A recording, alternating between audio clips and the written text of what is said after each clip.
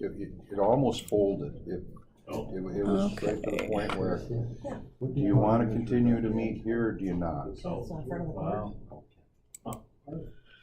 Okay, I'm And then when they ready. found out all the people that were at the I've got 10 o'clock. Do you have 10 o'clock? Yes. pizza, they were really upset they weren't invited. All right, we're gonna go ahead and call Courts and Public Safety to order. Could I have a roll call, please? Mr. Erickson, Here. Mr. Morse, Here. Mr. Hardy, Here. Mr. Walker, Here. Mr. Beggs. Here. Looks like we're all here. I will entertain a motion to approve the minutes from May 9th, 2024. I'll make that motion, Hardy. Support Walker. Good. Any discussion? All in favor, say aye. Aye. Aye. Opposed, the same. Very good. Any changes to the agenda? Hearing none, we'll entertain a motion to approve.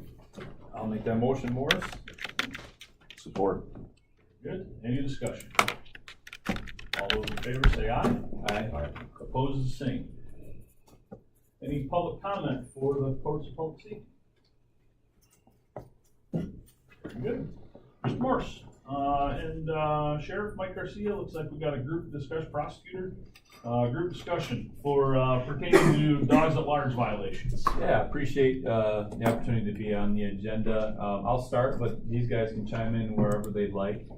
So, started with a conversation with Mr. Garcia. He was talking about the dog at large. The way it works right now is it's a misdemeanor if there's a dog at large violation. And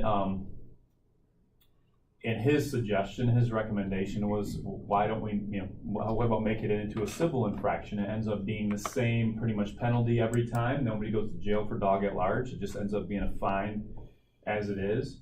So, and again, correct me, chime in wherever you need to, gentlemen. So why not make it into a civil infraction? So that led me to meeting with Joe, our prosecuting attorney, about this, and he said it is a state law and a state statute. So I said, well, then we can't override that, right? He said, well, maybe in this case we can. He doesn't have the expertise to knowing for sure, but there's some, you had a term, preemption. And that we may be able to actually create a county ordinance to make it into a civil infraction and no longer a misdemeanor.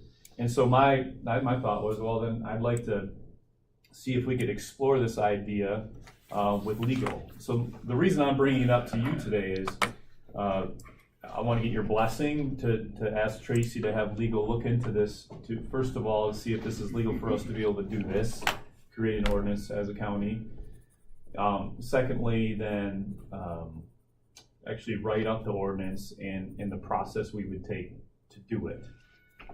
So that's ultimately my request with this item right here. Now, if you guys want to fill in the blanks a little bit too, maybe give some more information. Maybe Mike, we'll start with you, if that's okay. If you, Yep. Absolutely. what I missed. So when we have dogs at large, if someone's gonna get ticketed for a dog at large, it's a misdemeanor. And I have a hard time writing someone from misdemeanor for just their dog getting loose. I mean, if it's a predicate, it happens often, 2-3 times they're gonna get writ. If the dog runs out and bites somebody, obviously off the property, they'll get written up for it. But being a misdemeanor, we've had people push back because they can't have a misdemeanor with their job. And the dog did it, the person did, so the dog ran out. So the guy fights it because he doesn't want it, he can't have a misdemeanor on his record. So he's gonna ask for a jury trial, and we know that's not gonna happen. I mean, there's other things going on that are more important than writing someone a misdemeanor in a jury trial for a dog at large, just personal opinion. I'd be more inclined to write tickets a little more liberally at times to get my point across, because when it's a misdemeanor, it's just a lot, personal opinion. And then, yeah, go ahead, Sheriff. So the road patrol deals with very few of these incidents. When they do, they usually work in cooperation with Mike. It usually gets turned over to Mike. It's usually his issue, his area of expertise. And if somebody gets a ticket, they usually work really hard for it to get a ticket from Mike. They probably earned it. being the keeper of the jail though, I can tell you that I'd hate to have Mr. Erickson come to jail for a decision that his dog made. So, if there's an option to write a civil infraction ticket, I would be favorable to have that civil infraction option as well. They have picked people up before for that. They have, and they've come in for a dog at large, and they've been picked up and So, and then it's backlogging, prosecuting attorney advise on backlogging your caseload, right? Because to a degree.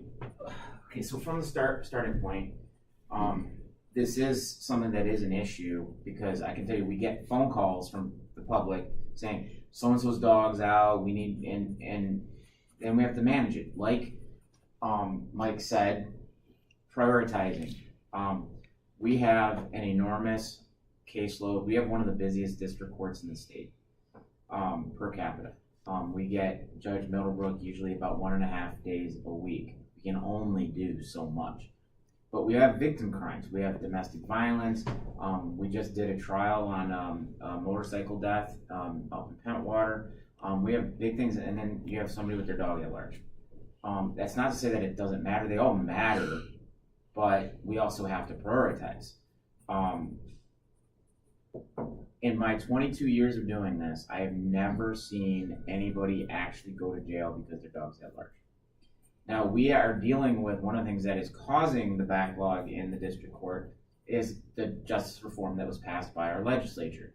And they basically said, we want less people to go to jail. In some circumstances, that makes sense. In other circumstances, it doesn't.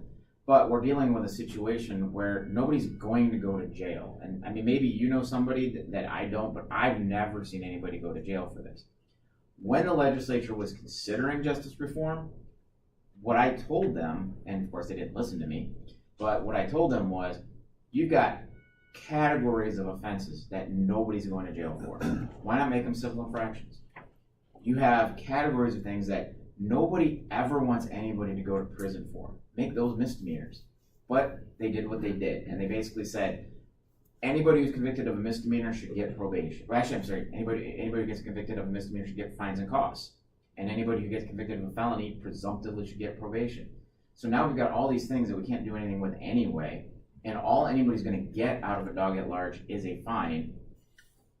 I suspect that you can do this. Commissioner Morris was talking about preemption. There are certain categories of things that as a subdivision of the state, you only have the authority that you have. There are things that have been declared, for example, gun laws. You cannot make gun ordinances here. That's been preempted by the state, and that's been decided by statute and case law. I don't think this has been preempted. The county has authority to make health, safety, and welfare decisions for the county. I think this falls under that. I would recommend getting another opinion, because I think it's going to appear self-serving if you just take mine. Plus, it's not my major area of expertise. My area of expertise is going into court and trying to prove this stuff. But I suspect that you can, in fact, do this. And what it would do is it would, like Mike said, now you don't have to worry about giving somebody a misdemeanor. People come in, there's something about that tag of, this is going to be on my record, that causes people to say, I'm not pleading to that. Now, because it's a misdemeanor, they have a right to a jury trial. I am sure that somewhere you guys have access to how much a jury trial costs this county. Mm-hmm. It is a lot, and I know we've calculated it at various times over the years. It is a lot, and there are times when we have to do those because people have committed crimes that need to be tried. The victims and the community have a right to have those things resolved. Dog at large, I don't know. I think an argument could be made that we don't need to spend that kind of money to give somebody a fine for their dog. And it would also, you'd eliminate the need for a jury trial, and we can do it with a formal hearing in front of a judge, and we just bring Mike or Tim, or if it was a road deputy, we just bring them in to say, this is what happened that day, and the judge makes a decision. And if the judge finds the person responsible under the appropriate standard, they get a fine. And my understanding is there's actually a jury trial in the works right now for a dog at large case, right? We have jury trials for They are in the queue for various trials, yes. So I just think about the jury, what we gotta pay the jury, the jurors, what we, these guys' time, you know, we gotta pay sheriff's deputies to be there. You know, Mike's got, you know, enough to do as it is, so, yeah, anyway. I mean, my office is already there, so I usually don't count that as a major cost, because we're already there either way, but it does take away from our time to Right. do other things. Right, exactly. The sheriff has to have a bailiff there, for an entire day for a jury trial. Right. That's a cost that isn't normally there. We And the have, officers as they are, and the multiple witnesses. officers. And if we're doing a jury trial, this is something that I've learned over the years. You can't just be like, yeah, that person's not important. We have to bring in everybody. If their name is out there, I have to bring them in. The only hung jury I ever had was, one of the deputies had been going through some things, wasn't really available, and all he did is go door to door and ask if people had cameras. It was at the beginning of security cameras, and nobody did. And for a lot of reasons, we decided that putting that deputy through, going through court at that time wasn't for anybody's interest, it wasn't in the case's interest. But one of the things that we got back from the jury was, why didn't we hear from him?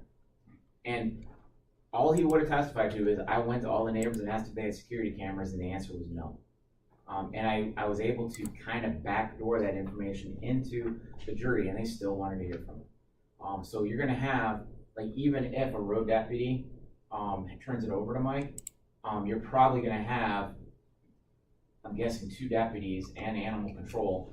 And when you're trying to wrestle a greased pig, it takes a few people. So Mike might have Tim there also, so now we're talking about 4 people. Who knows about how many neighbors, and it's gonna take a lot of time, whereas if it is a civil infraction, I can probably just have Mike come. And then, depending on the situation, if somebody has important information, maybe a deputy if they need to be there. Mr. Moore.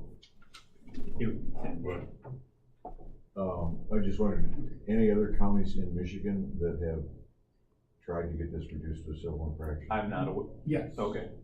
Newaygo, Were they successful? yes. I look at this very, very similar to what we just did with, rules in the parks. You know, why give somebody a criminal record for a rule violation in the park the first time around? If we can deal with it with a simple civil infraction, there's probably a lot of things that we have that are criminal or misdemeanor offenses that would be better served to be a civil infraction, and this is just a good example of another one, that if we can do it, I think it's the right thing to do. I'll just say for myself, at face value, when I saw this on the agenda, I thought my vote was probably gonna be a no. Mostly because, I don't mind dogs myself, I don't have a dog, but I have family members, close family members that really don't care for dogs. Not that they're afraid of them, but, there was a situation at Stony Lake Oval last summer that probably if I'd have been there, there'd have been more paperwork than just a dog at large, with a blatant violation of township rule where there's no dogs allowed on the beach, but there were unleashed dogs that tackled my child in a friendly way. So to hear you say that probably the result will be more people written for an animal or a dog at large if it's civil, sways my opinion on that. You know, I would advocate that, you know, even as a misdemeanor, if your animal makes a decision, you still, as that animal's owner, still allowed an opportunity for that animal to turn loose and do whatever it's gonna do, whether that's a cow or a horse, or, you know, either your fence wasn't sufficient or your cage, whatever it is. If your animal escapes and either does harm or damage to somebody else's person or property, you're responsible. But a civil infraction makes sense to me if it's really the same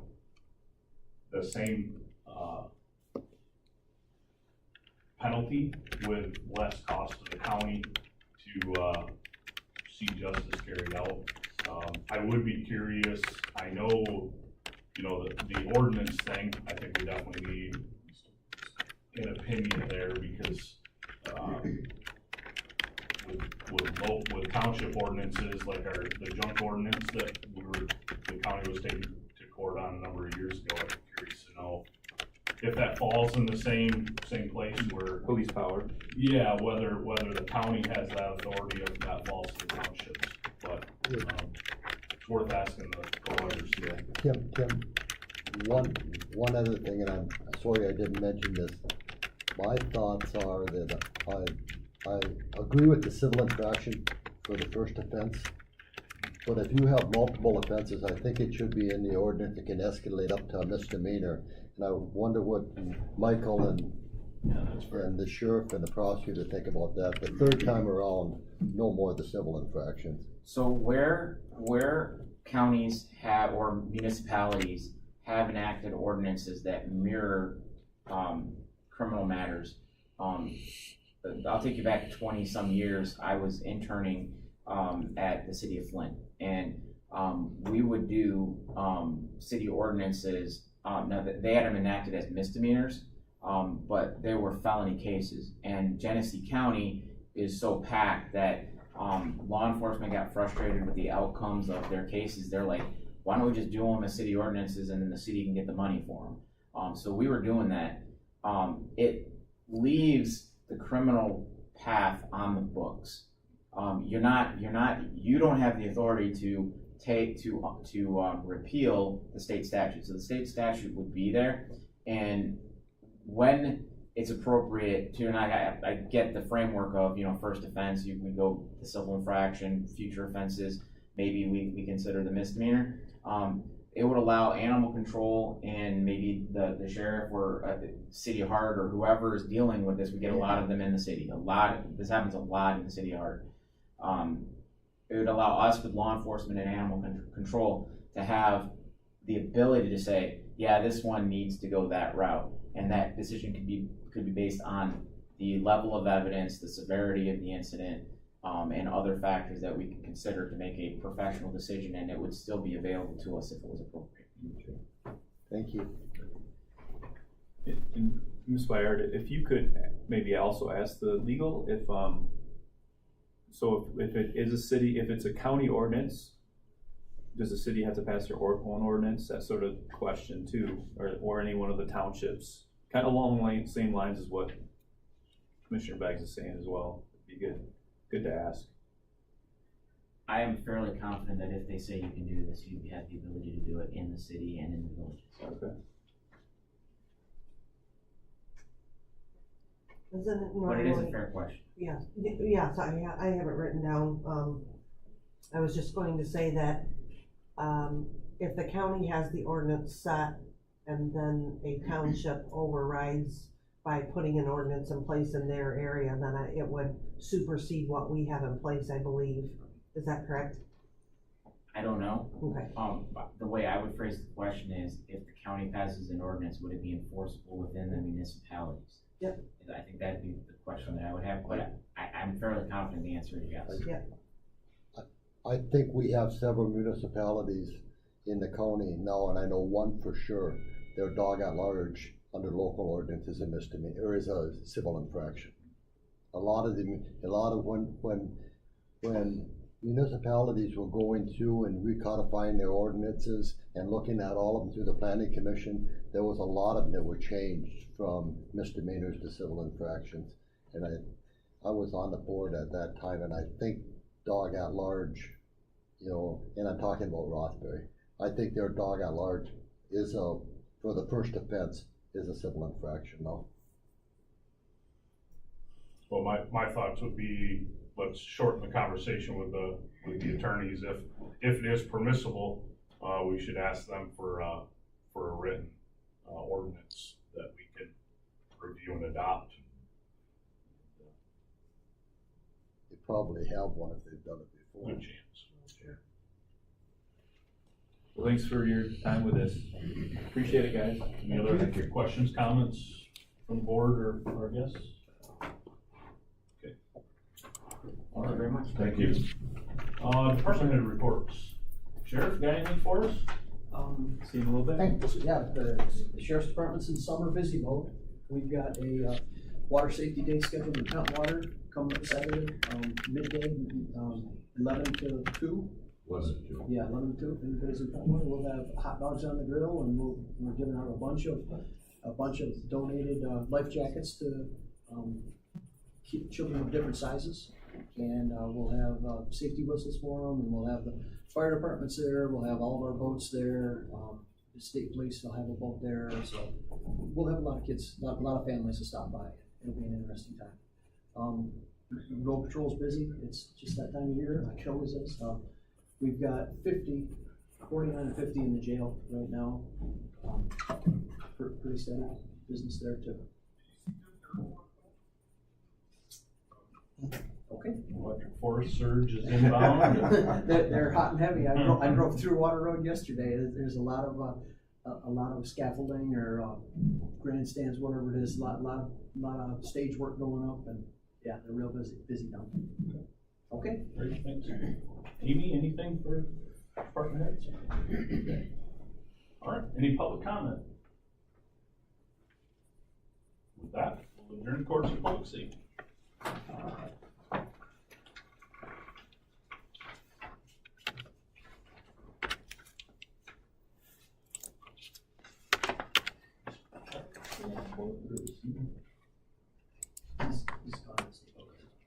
I had heard, I knew he was, last time it was rain, he was still in limbo, so. I know he's several weeks into it. Okay. Ready, Ms. Anderson? I am.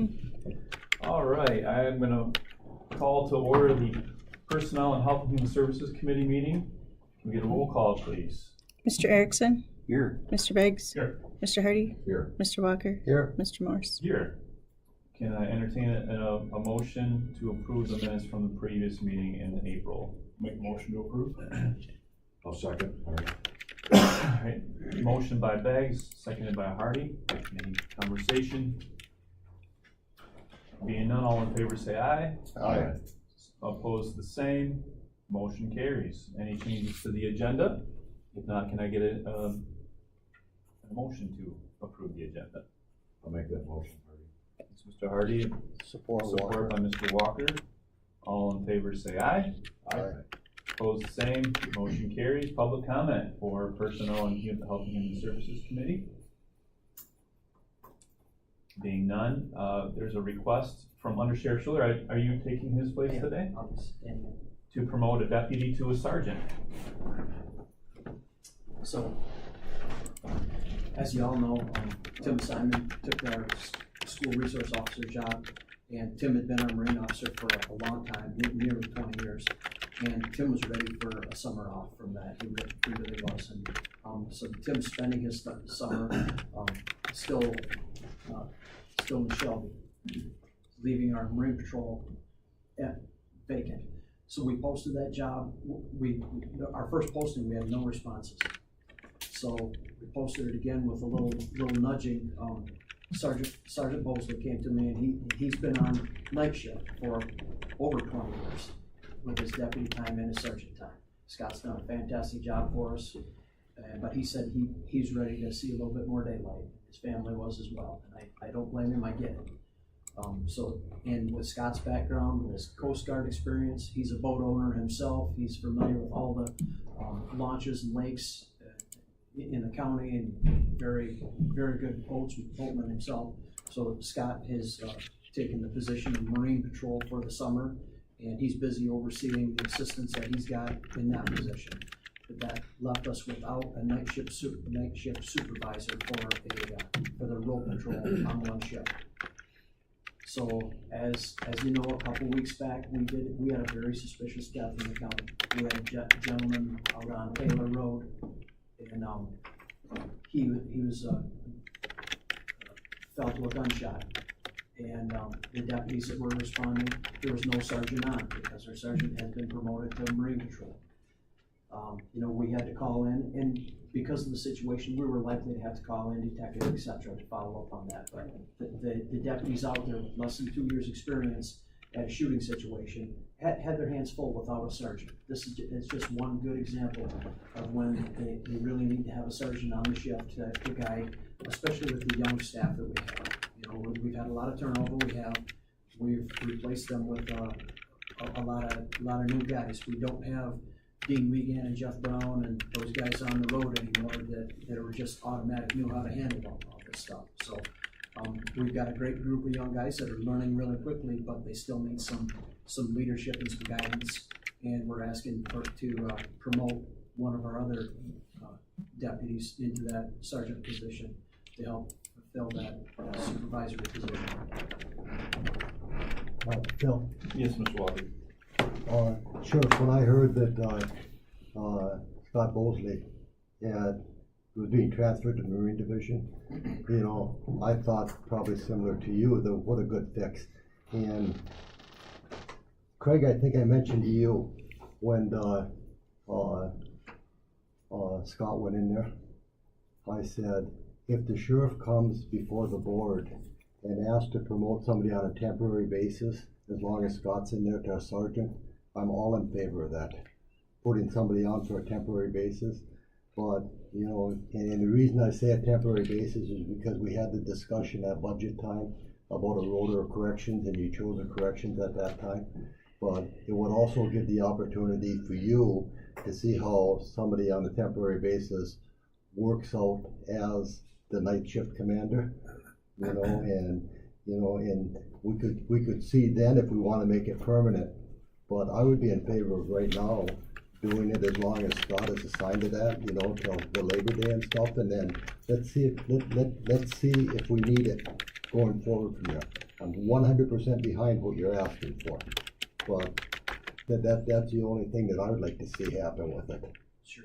And along those same lines, just trying to keep in tune to where the department's going. You know, our next, I'll say, scheduled retirement, if there is one, is likely to be Lieutenant Hasty. Okay.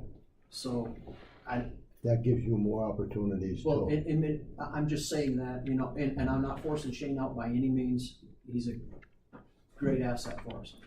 But if Shane does decide to go, his birthday is in November 26th. He will be 55. If Shane decides to go then, or if he hangs on to the end of the year, you can see the motion that might happen. So I know we're talking about a temporary situation now, but with events that are likely to happen, I might be here again in a few months talking about this situation as it's progressed. Just giving you a heads up. I'm all in favor of that. Very good. You know, but just to create another permanent position, I think we can work together and make this work out for everybody. Yes, Mr. Hardy. Well, I was just gonna say, I think it's important though that the night shift for now has a sergeant. Some leadership, yes. That's especially with the young crew that you have on there right now. That, you know, they're great young guys, but you know, some guys, some the young guys, experience you know, is what I'm missing. experience is invaluable, and they're learning fast, and sometimes they learn by mistake, and that's not always bad. But if we can give them some leadership and some guidance along the way, that really helps mitigate those mistakes. I overheard something on a scanner that I don't even like to repeat at times, but there was something going on, and it was a critical incident outside of the Silver Lake area, and pretty soon everybody wants to go to that area, and Sergeant Bosley, even though he was working Marine, told one of the deputies on the radio, you need to stay home so we have somebody up here. You know, Right. Prime example. Perfect. You know, young guys, they want to get involved, Yep. but it's nice to have a sergeant that says, Yeah. hold on a minute here. Pump the brakes. And he does a good job at it. He does. Yep. Very good. My question is for clarification. Is that 3460, is that the temporary, or is that for the rest of this calendar year? You know? be a great question for Hunter Sheriff, because Okay. I didn't do that math. Okay. So I don't have that answer for you. Because I Sheriff. agree with the temporary, solution right now as well. I think making them full, making it just a full-time sergeant position right now, or, long-term, I'd rather not, as of right now, personally.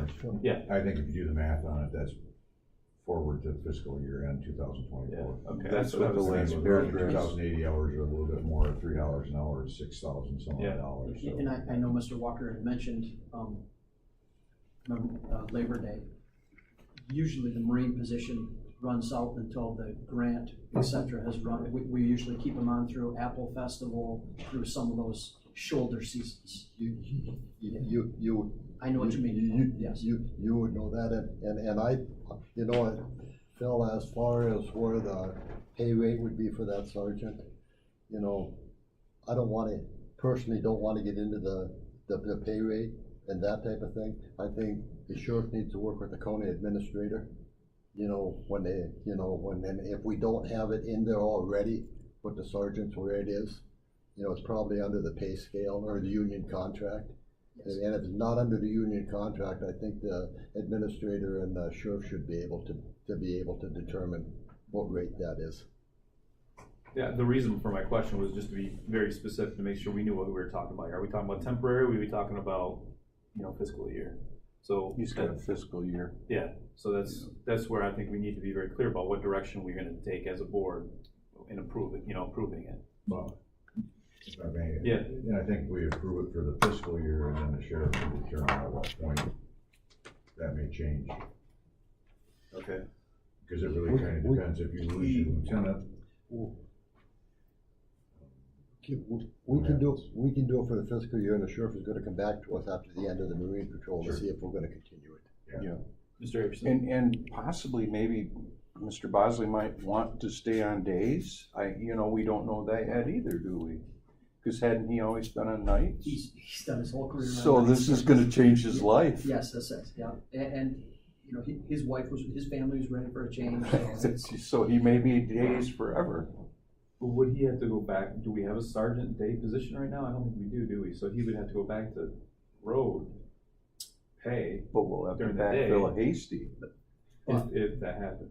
Well, I guess, it will and that's the happen. problem, that's something Right. that you guys. yeah, So, I think that's down the road. so- I can't tell the future, but I know from speaking with Lieutenant Hasty, it's very likely that this is his last his last year. And whether that ends on November 26th when he turns 55, or he rides out to the end of the year, well, either one of those is spitting distance from one another, really.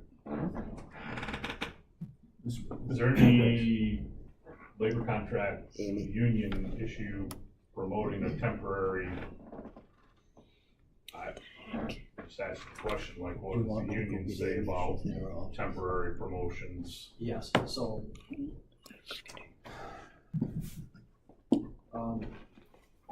There is a line in there in reference to temporary promotions, 'cause we just had to do that. Donnie Hanson was just given a temporary promotion to detective for a few weeks to help us out when we needed during that death investigation. So that is addressed in the, and Donnie was given, detective pay at that time for that.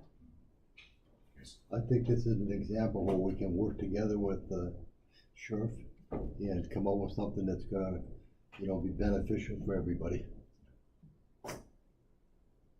Okay. I'm happy for Bosley though. I mean, yeah, because he's been on there He's been on nights that for a long time. Yeah. He loves hunting at night. He does love, yeah. Yeah, he's a good night cop, he is. He's an all-around good sergeant, He is, he's a good leader, pretty, great. pretty sharp. Greg, when you started, it's probably the same as when I started, there were people that did their whole career on night shifts. They never left. Nope. I did 17 years of it myself. I know Wow. all about it, so I had the belly of it, full of it, and my wife did too. Yeah, so that's a tough road. Yeah. Okay. Thanks, Sheriff, appreciate it. Okay. Thank you. Thank you, Sheriff. All right, department head reports, you already had yours, anything to add to your initial one? I don't believe it. Okay. All right, public comment time? All right, no, being none, let's, we'll adjourn our meeting here. Chief, why don't we just take a 5-minute break? Okay, we're gonna take a 5-minute break We, before we we, start. we have, planning we have an issue with, the Oh, telecast so, short break. that we're working through. Yeah.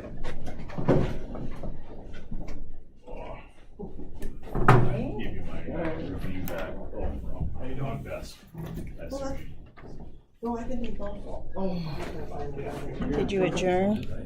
Yeah, Phil. What time did we adjourn? How are you? I'm good, how are you? Good. What time did we adjourn? Just like 2 minutes ago. 10:33.